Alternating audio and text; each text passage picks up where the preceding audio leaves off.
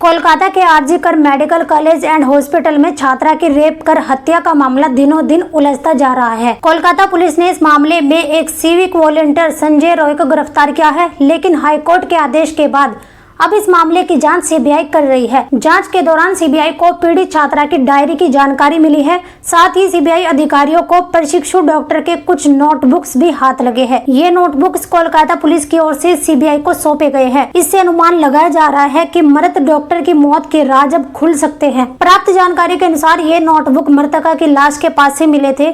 इस नोटबुक के कई पन्ने फटे हुए थे, कई पन्नों के चीथड़े उड़ गए थे। कोलकाता पुलिस के एक जांच अधिकारी का मानना है कि आरोपी जब मृतका के साथ जबरदस्ती कर रहा था, उस समय मृतका ने काफी विरोध किया था। विरोध के दौरान ही नोटबुक के पन्ने फट गए थे। उनका कहना था कि चूंकि मृतका मेडिकल की छात्रा थी और चिकित्सा के कार्य से भी जुड़ी थी, डॉक्टरों के पास हमेशा नोटबुक होते हैं। यह नोटबुक भी कुछ इसी तरह के थे, जिन पर दवाइयाँ वगैरह के नाम लिखे जाते हैं।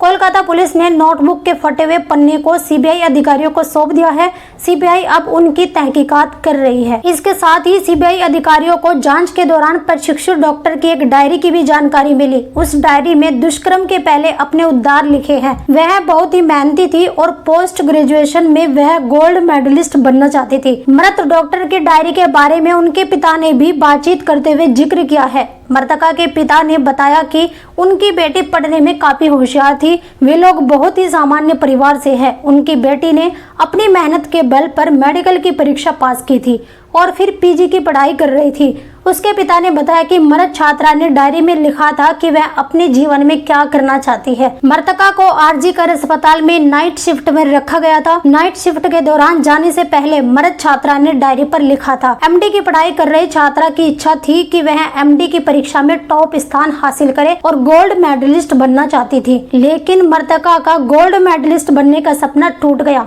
वह रात को नाइट ड्यूटी पर पहुंची, लेकिन फिर वापस घर नहीं आ पाई। रात को ही उसकी हत्या कर दी गई थी। हालांकि शुरू में अस्पताल की ओर से मृतका डॉक्टर के पिता को फोन किया गया था। उसमें अस्पताल के अधिकारियों ने बताया था कि उनकी बेटी ने आत्महत्या कर ली है, लेकिन मामला जब तूल पकड़ा तो इस बात का खुलासा हुआ मृतका ने आत्महत्या नहीं की थी, बल्कि रेप करने के बाद उसकी हत्या कर दी गई थी। कोलकाता पुलिस मामले की जांच कर रही है। कोलकाता पुलिस ने अस्पताल के चौथे तल्ले से सेमिनार हॉल से मृत प्रशिक्षु डॉक्टर का शव बरामद किया।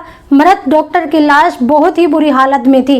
उनकी आंखों से खून निकल रहा था, उसकी पसलियां भी टूटी हुई थी। बाद में पुलिस ने सीसीटीवी की मदद से कोलकाता पुलिस के सिविक वॉलंटियर संजय रॉय को गिरफ्तार कर लिया। संजय रॉय को पुलिस ने उसके टूटे हुए ब्लूटूथ से पकड़ा था। पोस्टमार्टम के अनुसार पीड़िता घटना के समय अस्पताल के सेमिनार हॉल में आराम कर रही थी। घटना सुबह 3 से 5 बजे के बीच हुई। रिपोर्ट में कहा गया कि उसके मुंह, आंख और निजी अंगों से खून बह रहा था। उसके निजी अंगों में गहरा घाव था, जो जननांग यातना का संकेत देता है। उसके गले का कार्टिलेज भी टूट गया था। आरोपी संजय राय ने कोलकाता पुलिस के सामने अपने अपराध स्वीकार कर लिए थे, लेकिन इसे लेकर अस्पताल के जूनियर डॉक्टरों ने विरोध प्रदर्शन करना शुरू कर दिया। देशव्यापी प्रदर्शन और हड़ताल हुए। इस बीच मामला कलकत्ता हाईकोर्ट पहुंचा और कलकत्ता हाईकोर्ट ने मामले की सीबीआई जांच का आदेश दे दिया। सीबीआई लगातार इस मामले की पूछताछ कर रही है, लेकिन अभी तक इस मामले में एक आरोपी के सिवा कोई और आरोपी गिरफ्तार नहीं हुआ है। वही प्रदर्शन कर रहे डॉक्टर लगातार मांग कर रहे हैं कि अन्य आरोपी भी इस मामले में शामिल है, उसके खिलाफ भी कार्रवाई हो। फिलहाल मामले की जांच चल रही है। आरजीकर अस्पताल की जांच में सीबीआई ने सिक्योरिटी सुपरवाइजर समेत 10 लोगों को तलब किया है। घटना की रात कुछ गार्ड ड्यूटी पर थे। किस फ्लोर पर किसकी ड्यूटी थी, इसका पता लगाने के लिए सीबीआई ने सुपरवाइजर को ड्यूटी रोस्टर के साथ तलब किया। 2 अस्थायी सुरक्षा गार्डों को भी तलब किया है, जिन्हें पहले अस्पताल ने निलंबित कर दिया था। आरजीकर में मृतका की मौत के बाद से ही प्रदर्शनकारियों का एक वर्ग ने कॉलेज के पहले प्रिंसिपल संदीप घोष पर आरोप लगा रहे थे। हालांकि बाद में उन्होंने प्रिंसिपल पद से इस्तीफा दे दिया, लेकिन विवादों ने उनका पीछा नहीं छोड़ा। शुक्रवार दोपहर को सीबीआई के अधिकारियों ने उसे बीच सड़क से उठा लिया और शुक्रवार पूरी रात पूछताछ करते रहे।